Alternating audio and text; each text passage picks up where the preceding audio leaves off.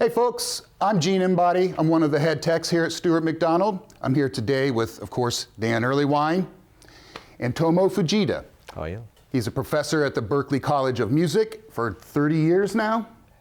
Of course, Dan, world-class repairman. So we're here today to talk about 6 things that you, the musician, the player, can benefit from.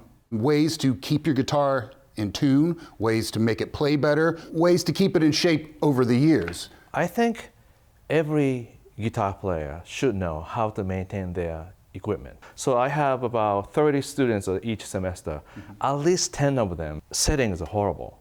So they want to learn, but settings are horrible, so that very difficult to learn. You know, sometimes guitar neck is bowed like this, you know, half inch of, like almost a slide guitar, you know. And then students say, I don't know, I can't get really good intonation. And because they don't know how to move subtle or string height. Every time I say string height, yeah, it's easy. You should get that tool. Oh, I'm afraid I'm breaking. Right. You can't break it. You can't break it. You just go for it. Just, you know, something like. So anyway, so each part is really important, but a lot of people think my guitar is okay because I maintained this a year before, like something like that. Yeah, right. But 1 year, just like a health, is to keep moving, especially Boston weather.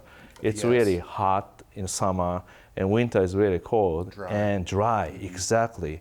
That's why neck always moves a little bit. Right. Well, let's start with the most basic. Yeah. Changing your strings. Would you guys agree that's something everybody should I'd like to know how Tomo does it. Yeah. All right. Because you don't go out of tune.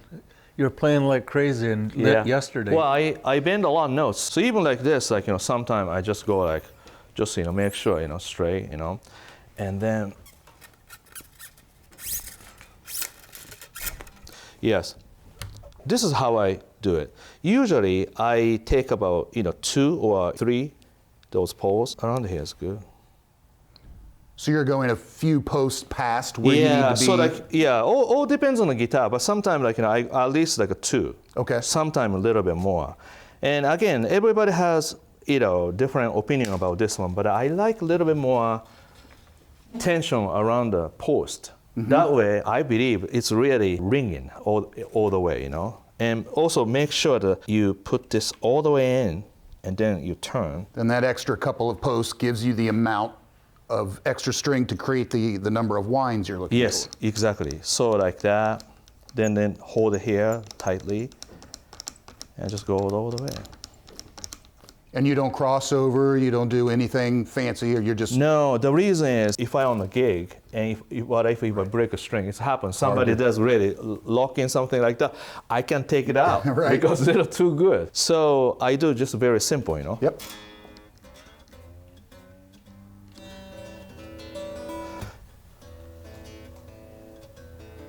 And then I just stretch. You're just pulling out the extra slack and... Yeah, so like, you know, here, everywhere, you know, like even this. That's going to help you stay in tune quicker. Like that. See? But then that's not enough. That's one time. So I do 2-3 times, you know, like that. It takes a few times. Yeah, a few times, yeah, definitely. So now, here's very important. It's even less and very close, right? But then sometimes I stretch. They want to move back a little bit. So sometimes pitch become a little sharp. So just in case, stretch 3-4 times. And just in case, tune 2-3-4 times. And you're able to hear that because you exercise your ear. You don't rely just on an electronic tuner. So everything I do by ear. Then finally, I plug into the tuner. Yeah, I always recommend to people they use an electronic tuner to check their ear. To you know, when you're playing live, it's different. But when you're stringing your own guitar, exercise your ear. I do it just all the way like that. So this one, maybe this 2 poles at least. Then gradually I go a little longer because string is thinner. Right. So I want to go each one a little bit more wound. More winds on the unwound strings. Yes. This last one probably I have at least 5 times like that. That way my guitar stay in tune and really great. So that's how I teach my students. I'd like to see you do the same thing on a Gibson guitar. All right. It's a good one. This is something a lot of students, a good entry-level guitar that you see a lot.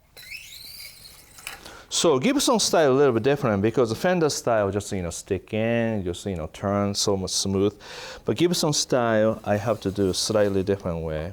The hole in the post is coming from the side on a tuner like this. Yeah, so go through the post like that. Then again, almost like a similar. But you don't cut it. You just go back a little bit like that. So you're pretending there's another post about the same distance from that last one. Yeah, I do usually just like this much and go back a little bit. And then you have to hold a little tighter here. And then, because it moves, I do usually go above the string. I do too on the first strap. And then I pull this a little bit like this, straight. Tomo, it looks like the bushing on that tuner is a little loose. Yeah, I saw a little bit moving. It's pretty common. Right. It's a good opportunity. Yes. A spanner wrench is great for that kind of stuff. I never seen this Yeah, one. that will fit right in there under the string. Oh, like that? Uh-huh. Oh, wow. Right, one side will be loosened and one is tightened. Oh, wow, this is great. Uh-huh. That's a very handy tool to have. Wow. Yeah, because a lot of students tune are always little wiggle like that. Well, when you change strings, it's a good opportunity to check to make sure all your hardware is this tight. is really great. I don't have it because I used to do with something similar to this. Sure. And I scratch it, Yes. because slip, So this is how I do it. So your first wrap, you come above the tail, and then for the rest, you're going below. Is there a certain number of winds of wraps you're looking for on the post? At least like a 2, Okay. bottom, 2, 1 or 2, that way, strong. That's good, like that. Yeah. Oh yeah, that's right. Don't poke your eye out. Right. This is the important part too. Like that. And you just cut right down as short as you can get it. So that's a basic way of stringing a guitar. That's the way I do it. Mm-hmm. Dan, is that pretty much how you do it? That's how I do it. You do it? Oh, good. So what kind of mistakes do you see when you Strings on backwards? Backwards meaning like on the wrong side of the post? Okay. Yeah, I Way see. too much the whole string put on sometimes. You're not winding to the Going inside? opposite direction. Sometimes the right direction in the same guitar. Or how about winding up the post instead of moving down? I know that one of the things that I hate the most when I see a guitar come into my shop is I've seen people tie knots, like actually tie. run the string through the That's post hard, several right. times and tie it. I'm sure you've seen that a lot too, where you need dental picks to pull it apart, and I cut myself. There's a lot of mistakes, but really I think keeping it simple is what works the best and the way everybody should learn. Everybody should try, just try. And don't worry about the mistakes. Just buy another set of string, Yeah, there are millions of different strings and more coming out all the time. How do people know what string to use? To me, I've been playing many years, and I try so many different ways. And I always like to learn every detail. So I try to do thin strings, heavy string, but ended up 10 to 46. Mm-hmm. So basically, regular guitar, I think 10 to 46 is great. But if you use more distortion, sometimes 9 to 46, 42 sounds good. But if you like more jazz stuff, 11, 49, like that. Dan, do you find like heavier strings tend to change the tone of the guitar? Sure, absolutely. Yeah. I used to love 11s, 11 through 49, 50, and now I'm playing 10s, and I agree on the 9s. Sometimes I'll get a guitar in that's got 9s on it, and I can play better. Mm-hmm. Bends are better, it doesn't go out of tune as much. Yeah, I think it's a matter of experimenting to find what you like. And then, playing point is like, thicker string is definitely, as you said, tone is better, sometimes thicker. Louder.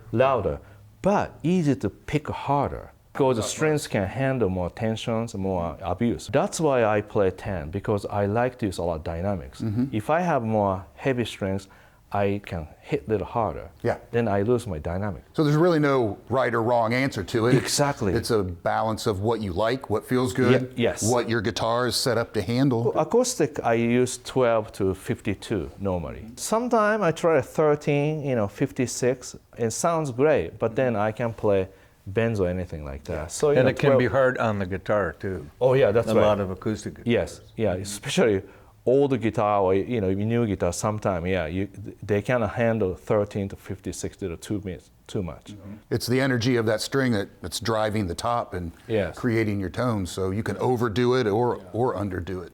basically like 12 to 52 is normal. Okay, so that's changing strings. Let's go on to number 2, and this is an important one and one that scares a lot of players, adjusting your truss rod. We're lucky to have the master of truss rod adjustment with us. So Dan, take us through it. Well, let's get a guitar out here. Something with the truss rod, hopefully. Okay, so Dan, if you looked at this and you checked with the string and you see a big gap there, are you looking for dead straight? Do you want a little bit of a gap for most people? I like to be able to get it dead straight, and then if somebody thinks it's buzzing or wants relief, loosen it to give a little upload. That's what a truss rod can do. So if you see a large gap here now, Then you want to tighten the truss rod and straighten the neck out because it's pulling upwards. let's take a look at this one. Sure. Let's grab our screwdriver here and take the truss rod cover off. We're going to use this guitar because the truss rod on a Gibson is really easy to get to. A lot of Fenders, you have to take the neck off if it's at that end. Yeah. So we'll use this because it's a great example. This is what I like to see on a truss rod. Yeah. When I see a lot of rod poking out at the end with threads, that's not so normal. That's happening more on newer guitars. If you see a 1/4 inch of thread pulling out on a truss rod, it could be moving back here. If you see all that thread, you might be totally maxed out, and you won't be able to tighten it because you tightened it so much, it's pulling this anchor forward, squishing the wood, and it can't do anymore. So then you take the nut off. Stewmac has extra washers and spacers. You put a spacer on it, put the nut back on, and you get a whole new grip. I see.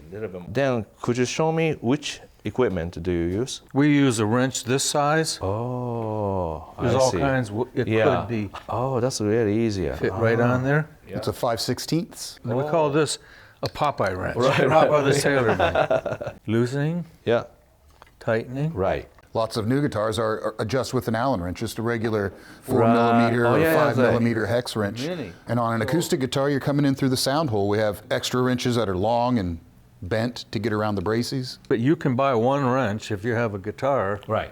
You can Gibson always buy style. just what you Right. need. Shops like ours, we have 20 different wrenches. Wow.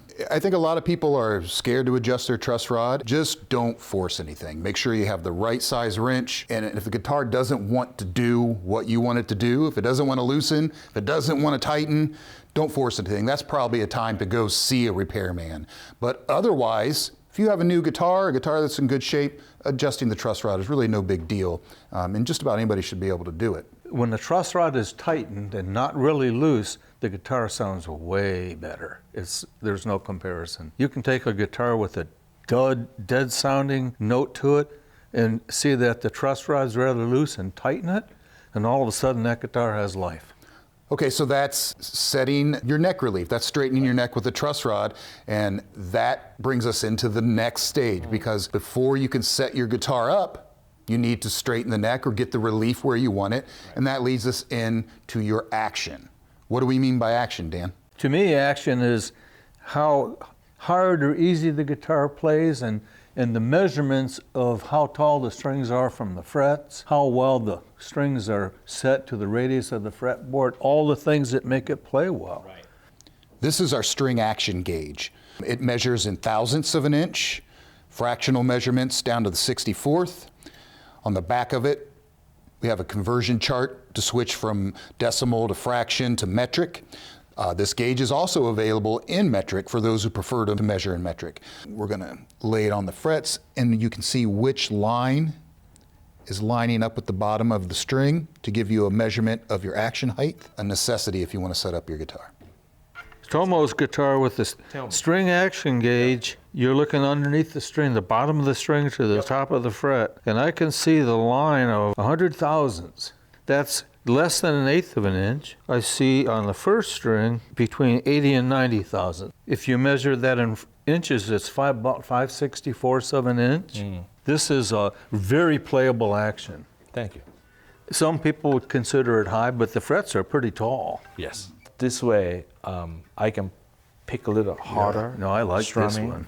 Yeah, thank you. Well, I think that's a good point, is that there is no right or wrong That's to right. this. I think a capo is really invaluable for a lot of this. I like to check with a capo at the first fret. I kind of call that my 0 point. 0 point. So then I'm measuring without factoring in the nut. It frees up another hand if you're going to check with a string. Then I have one hand to kind of be able to move the string. But I think a capo is important for setup work. Anybody can adjust their action. It takes a little practice. It takes some experimentation to figure out what you like, what works best on your guitar. And it does take a little bit of investment in some tools like radius gauges. So as Tomo was saying, he sees a lot of his players where the saddles are kind of up and down. Up and down, right. For those who don't know, a fretboard isn't flat from side to side. Yes. They all have a different radius. That's right. That's why we sell notched radius gauges so you can get around the strings and check the board or the top of the frets. Oh, that's a nice one. Yeah.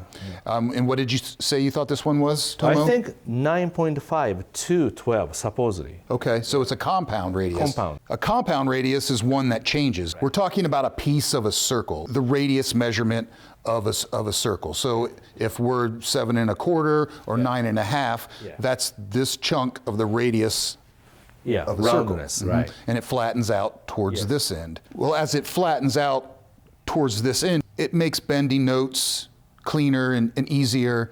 That's correct, yeah. But tighter on this end, your hand wants to curve. I play more chords on lower side. I play more higher side, bend notes. And especially I bend 2 whole step like Albert King.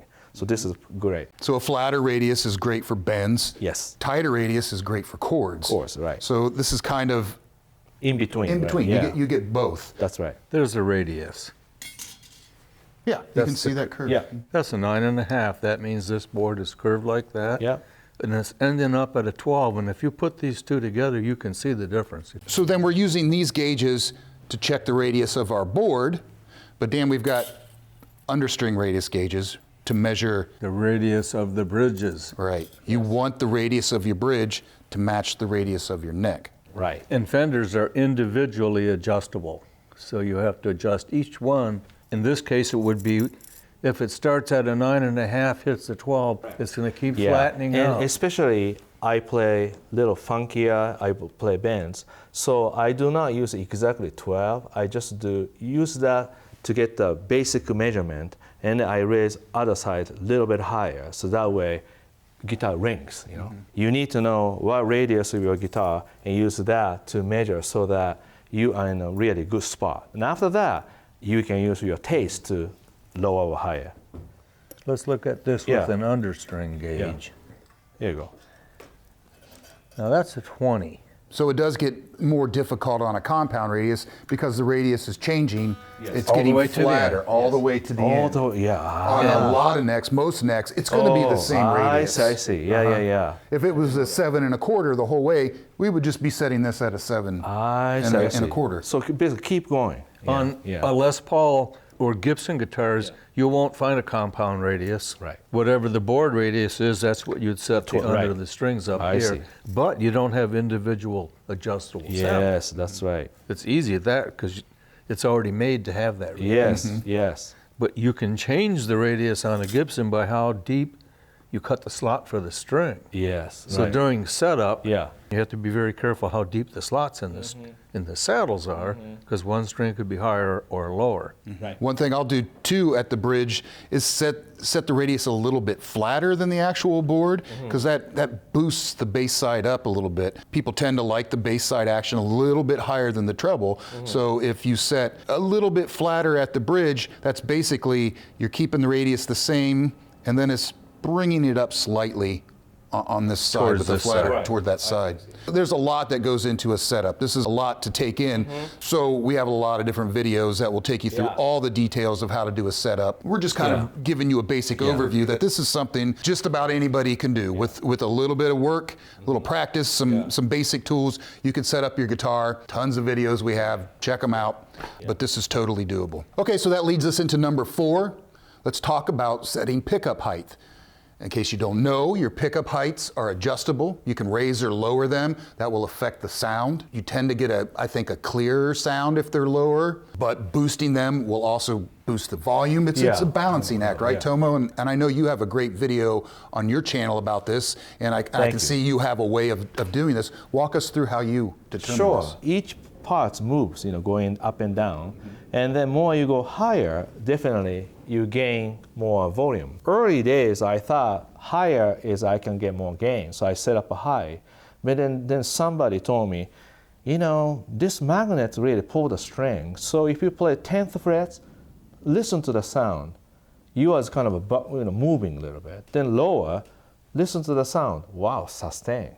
Okay. So I didn't know lower sounds better than higher. Not just because of height, but just, you know, less magnet pull. Okay. So that sustain. So this is my setup. This side lower, this is higher. Then gradually going a little bit higher, just because pretty much the same output of pickup. But then rear, I want to have a little bit more loudness. Okay. Yeah. So you're boosting the height of this pickup to just get a little bit. more volume out. Just a little bit. And especially when I play two pickups together, it's kind of mild sounding. So this way, when I play front, when I go to middle and rear, it's same volume. Okay. Yeah, that's what I do. Yeah. So a lot of people don't realize your magnet has an attraction to the metal and the string. That's right. And the closer you get it to the string, the more it's going to pick up that string. But you get it too close, Yes. it will interfere with the movement of that string. Right. So you could have it too high. You could also have it too low. It's about finding a balance between the tone and what you like and the strength of the magnet in your pickup. So once again, like you can try, raise as high as you can, listen to it. Low as you can, listen to it. You can hear the difference. So this is an easy thing that anybody can do, right? That's right. And then you can make guitar sounds better, really. You can make a pretty Sweeter. good change. Yeah. Yeah. I want you to really try this. It's fun. So experiment with your pickup height, however you do it. If you measure it to get it in the ballpark, but ultimately it's what you want to hear. That's right. That should be the deciding factor. That's right. Yeah. So to me, like, you know, play around 10th frets, lower notes, pick the note, make sure sustain really well. Okay. Yeah. So that's how I decide. Okay, so number 5, let's talk about intonation. I think that's something all players and musicians have at least heard of. If you're new to this, it might be confusing, but it's really easy to adjust. It's something everybody should be able to do. For the intonation to be right is very important if you want to play in tune. It's setting the bridge saddle so as the string rises up on a long angle and you press the string, it's going to go out of tune. The string isn't laying on a flat plane. That's a great expression. And it's, Yeah. the higher you go, the higher up the neck. When you press, you're going to push the string a little out of tune. Therefore, you have saddles that can go forward or backwards. Right. To account for that, until when you get to the octave at the 12th fret, the open string makes the same sound as the closed string. Right. See how those saddles are all on it? They're going like this. Right. That's because they're set to play in tune in that position. Yeah. These two are set very much the same. The G string is set back this way. That's where it's playing in tune. If you're setting up a new guitar, putting new strings on, a good thing might be to bring the saddles backwards when you string it up so that as you set the intonation, you're moving forward and you won't have a kink in that string. If you have all your saddles up to the front, put on new strings, that'll probably play very sharp. And then you bring the saddles back and you already have a kink in front of it. That's a good point. So there's a little bend in the string where it goes over the saddle, and if you start out too far forward and you move back, then that kink is then in front of the saddle. Yeah. And it can affect your string. That's a good point. If you have a Stratocaster, right here you get a very good example of where your saddles should look like. Depending on the gauge of strings, that would be a good place to start. Okay, so then when we set intonation, Yes. we're comparing, like Tomo said, the open note Yes. against 12th the octave, frets. the 12th fret. That's the one I'm not just using my ear. I use a tuner Right. just because Okay. I can trust my ear. Yeah. More detail. Okay. And one more thing, people tend to press a little harder, so I do not set perfectly. I go slightly lower. Yes. When I have a 12 frets. That's Is a that good point. Yeah, I do the same thing to You do? account for Oh, the okay. pressure. The harder you squeeze, See? the more you're going to raise the Yeah. pitch of the note. And you Yeah. can compensate for that in these saddles. So you're checking the open note on your tuner, Yep. and then you're comparing that Right. to the 12th. Yep. Okay. And Yep. then you're adjusting the length of the string at the saddle so that the two notes match. Exactly. If you can, as a player, you have to do it by yourselves because you have your own tone, your touch. That's how you decide. That's a running theme we've got going through this, is that there are some basic rules that we all kind of go by, but Yes. Ultimately, it's up to the player. It's Yes. what works for you. It's what you want to hear. Yeah. It's what works on your guitar. It's all Yes. going to be different. Yes. One thing I like to do is just fret chords along the whole length. That's And right. I will adjust away from the 12th fret to correct some notes that might Oh, that's great. bother me more Yeah. in this position or in Yeah. this position. I think people get married to the fact that it has to be perfect at the 12th fret. right. It doesn't. It's a good place to start. Yes. But let your playing style, let your ear be the judge. You can correct intonation wherever I think it needs it most. Right. So what kind of tools do we need to do this? We need a screwdriver of some Yep. sort and just a good quality tuner. Tuner, yeah. A strobe tuner is nice. That's what we use in the repair shop. But just a good, accurate Good, tuner. yeah. Most modern tuners are pretty accurate. Right. So I don't use clip tuners. I just use plug-in so that the signal goes really strong Yep. and I can hear it. I like my iPhone. There's a Yeah, lot I know. of Yeah, I have there's a a strobe lot of tuner tuning. app. Yeah, Oh, yeah, that's good. There's a strobe tuner in that. Guitar tune-up. When you get that, when it chimes when you hit the chime, note. yeah. Okay. That's nice. I must have 4 different ones. Yeah. It's always your ear because you could hear the finest guitar player.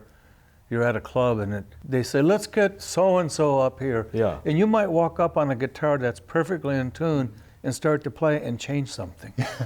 Just because you hear it a little bit different. That's the great about electric guitar because this is not a piano. It's just imperfect instrument It is, that makes more human sound. Yep. That's why we love guitar.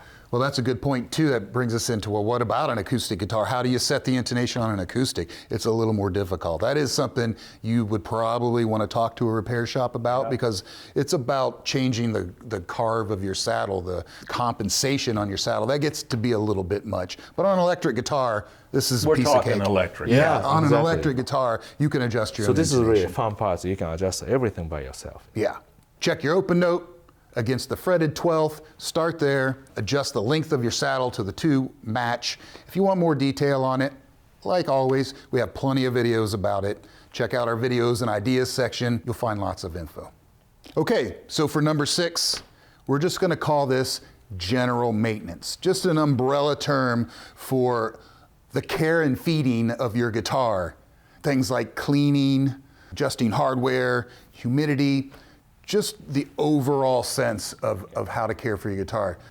Tomo, what is important to you? What kind of things do you look for? I travel a lot. So just in case any screws, it's not loosened. So I just tighten just a little bit like that. And every time I change the strings, I use dry cloth and just wipe each frets in between. So that way, everything clean so that I can play really well. It's not just for looks. So to keep the top of your frets clean, Yes. feel smoother to the Smoother, strings. yeah. And the wood, yeah. That's right.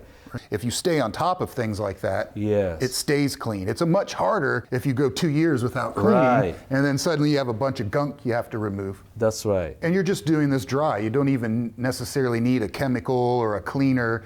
If you stay on top of it, Right. So also, I have a lot of vintage guitar. If I put the cleaner, I don't want to take everything off. So I just everything just dry yes, like that. I think that's a good point.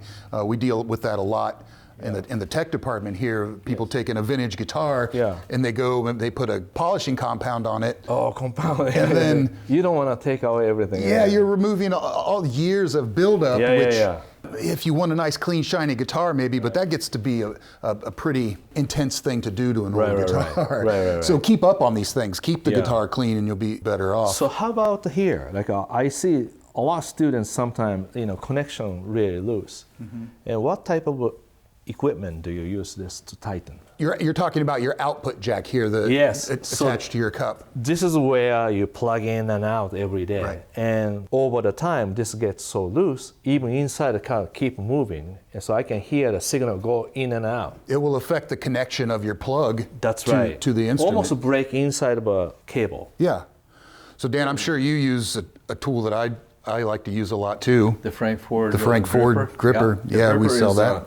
It's a tool that has a threaded piece on a cam that can go in and grab the inside of the jack. Right. But you're also putting it through a wrench. The wrench holds here, so you're holding the jack and tightening it. What we're talking about here, for those who don't know, is the jack will spin. Yes. So as you want to tighten the nut, the jack will want to turn too, and you're not getting anywhere. You're actually then you're twisting up the wires inside, Yes, and, break and the you wire. can cause damage. So the tool Dan and I are referring to is one made by Frank Ford that goes on the inside of the jack and will grip that from the inside and keep it from Right, spinning. yeah. And then on the outside there will be an actual wrench to tighten the nut. So Right, it's that's holding the perfect. jack, it's gripping the jack, and giving you a means to tighten the nut. So that's just into Yeah. checking your hardware, Yes. making sure like your strap buttons are tight, Yeah, your jack is yeah. tight. So strap button, another thing you have to check because these parts always you're using and then getting loose. And then what happens is if you tighten this screw, sometimes go around. It stops gripping. Exactly, not gripping, right? So then I take this off and I use toothpick, stick in, then I put the screw again. So that way adding a wood inside to catch it. Yeah, I'm sure we've seen that A million times. a million times in the shop. So yeah. that's what I learned that. Same way I do sometimes these, if it's So it's just a way if a screw is kind of stripped out in the wood, Yeah. gaining a little bit of grip into the wood again. Okay. Exactly.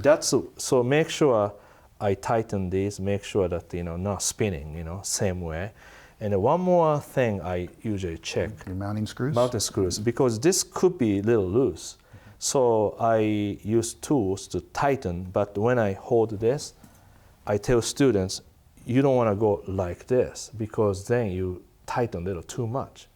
So I hold like that, light, then almost kind of give up a little bit. You want it Over the- tight, but you don't want to overdo it. Exactly. Yeah. That's the key, yeah. can cause damage. You can strip those screws Yes. going too tight. In general, you just want to check to make sure anything Yes. that needs tightening is Yes. tight and snug. Right. Well, for my 2 cents worth, I'd say it's always important to remember that you want your guitar to rest in a place that you'd want to rest yourself. Humidity, dryness, wetness. Guitar case humidifiers are good. In a guitar shop, we spend a lot of time trying to keep our humidity between 40 and 50%. Year round, it's not easy to do, but it's very doable. And the same goes with your home. You'll be lucky if you have a humidifier, all home humidifiers, they're Yes. great. But you don't want to leave your guitar out in the car in the freezing cold and say, oh, I'll get it tomorrow. I don't want to take I do not take my guitars out in the rain, and I don't like to take my good acoustic guitars or even electrics outdoors in the spring when it's just starting to be so humid down here in Ohio. Take care of your guitar like you would yourself. Right. That's a good point. Especially, yeah, if we're talking an acoustic guitar, that's very sensitive to humidity, right? So invest in a humidity gauge. Yep. That's fair to say. If you have an acoustic guitar and you live somewhere where the weather gets dry, especially in the winter, a lot of people don't realize there's snow everywhere, but that doesn't mean there's Right. moisture in the air. It's Room is dry. heated, Yes, so that's why you forced have to air be careful. heating will dry out a guitar very, very quickly. So a sound hole humidifier is good if you have an acoustic guitar. That's got solid wood. We should say that. Yeah. You know. Maybe one more time. What's the humidity level is good? 40, 60? Between 40 and 50. 50, okay. 40 to 60 if you have to, but as close to 50 as you can get. General cleaning, tightening your hardware, being aware of humidity, just kind of general maintenance, care and feeding of your guitar. Treat it like you would your pet, like yourself. Just be on top of it, stay ahead of it, and you'll be better off. Okay, so that's 6 things right there. Those are 6 basic things that we think everybody should know, right? Every player. I really think so. These things really helps your playing. Every day. I mean, if your guitar is not set up right, you're not going to play right. Everything we said here is something that is important for you. And I think important too that there are things that everybody can do. Yes, This that's doesn't right. require an enormous investment in tools or lessons or studying. You can get this stuff down with some videos and tools that we have out there. Right. Don't afraid. Just you do it. Don't be afraid. Yeah. It'll make you a better player. Yep. You'll spend less time with guys like me and Dan paying to get your guitar fixed, and more time with guys like Tomo learning how to play the guitar. But I have to learn a little bit so that I can maintain. Yeah, So you guys every really player help should me. be able to do these things. Yeah. Yeah, so thank you so much for joining us. Thank you so much, Tomo, for coming all the way from Boston. Welcome. Great time, It's man. Thank been you. a been a pleasure meeting you and showing you around, and a real honor to work on your guitar. Thank you. Thank you Likewise. so much. Likewise. Thank you so much, guys. That's amazing. Thank you guys for joining us, and we will see you next time. Bye, folks. Thanks for being with us.